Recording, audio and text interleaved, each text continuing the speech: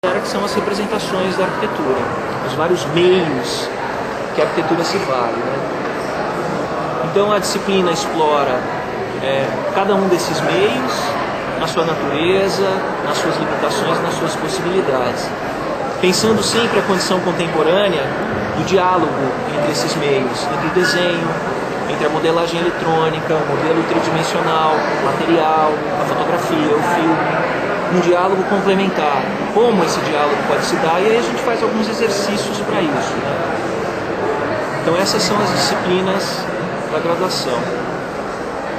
Aqui fala na parte das tarefas ainda de contato com clientes, essas coisas, mas eu imagino que você disponha da infraestrutura da faculdade, de secretários, essas coisas para fazer os contatos que são necessários.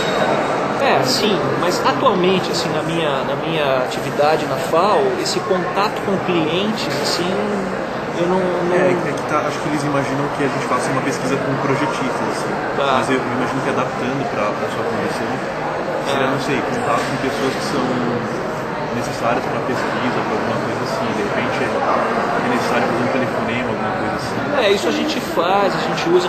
É porque tem professores que têm uma dedicação diferente. A minha dedicação com o RD e DP são essas 40 horas dedicadas à FAO.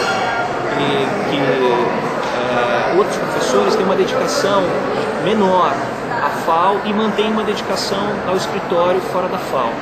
Então, esses professores continuam mantendo um contato com clientes, né?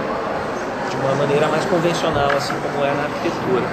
Eu acho muito saudável, né? Acho que essa atividade é muito importante e se mantenha na FAO. E como é que você vê a atuação dos órgãos de classe frente ao seu exercício profissional? Daí inclui CREA, o IAB, ASBEA.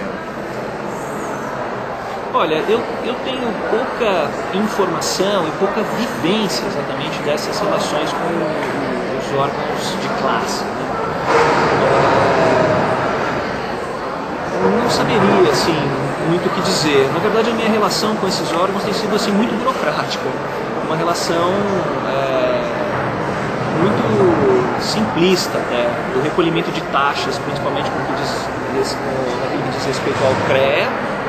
E a gente está começando agora a representação, né? Que eu acho também pode mudar, e talvez, na medida em que isso se altere, essa relação com o conselho também mude. E ao longo da minha atuação eu nunca tive uma proximidade muito maior dessas representações de classe. Você em algum momento foi membro, filiado a alguma dessas? Não, eu sou credenciado no CREA, já fui filiado ao IAB, já fui filiado à Associação dos Arquitetos, Engenheiros, Agrônomos de Ribeirão Preto, ao IAB em Ribeirão Preto também.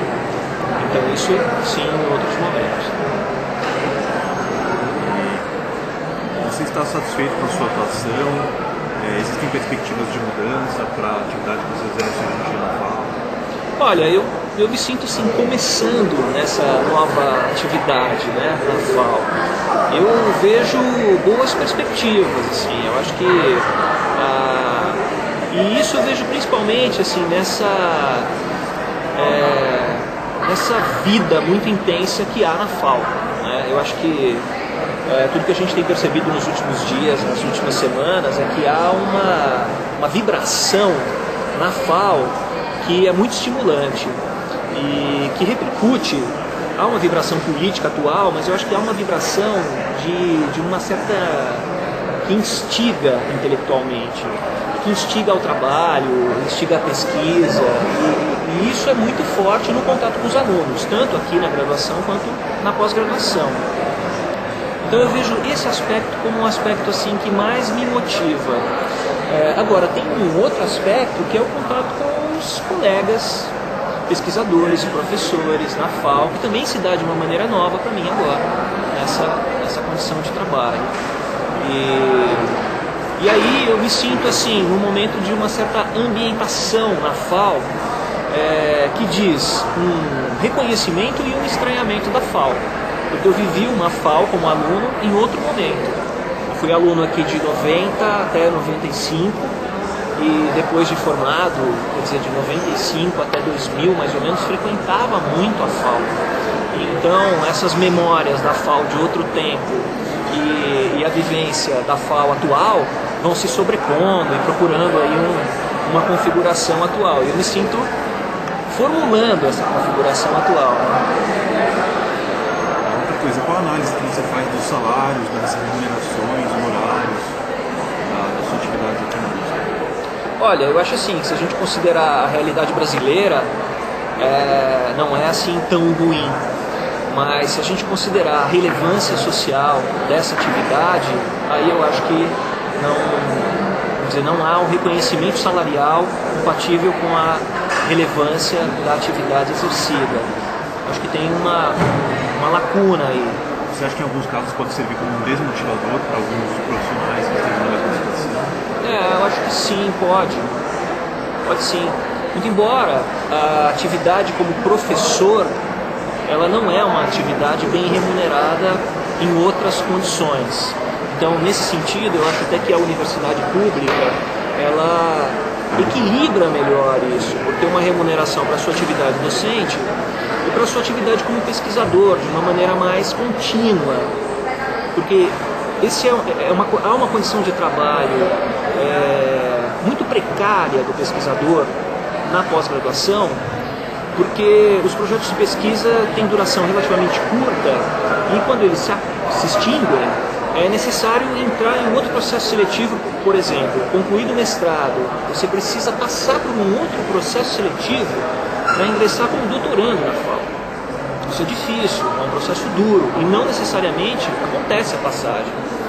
Então existem alguns pós-graduandos que têm um projeto de pesquisa e que querem se dedicar ao doutorado e que nessa passagem perdem o foco e vão começar a dar aula ou continuam a dar aula. E também houve uma mudança recente naquilo que se exigia aos pós-graduandos bolsistas da FAPESP, que era a dedicação exclusiva à pesquisa. Em 2004, a FAPESP alterou, por meio de uma portaria, essa dedicação exclusiva e permitiu, então, que os pesquisadores que fossem docentes continuassem atuando como docentes, mesmo em instituições privadas, o que ajuda muito a compor o perfil do pesquisador-professor. Mas você retoma um pouco a pergunta para mim, por favor, Flávio. Não é falar uma análise sobre os salários, remunerações, honorários. Tá.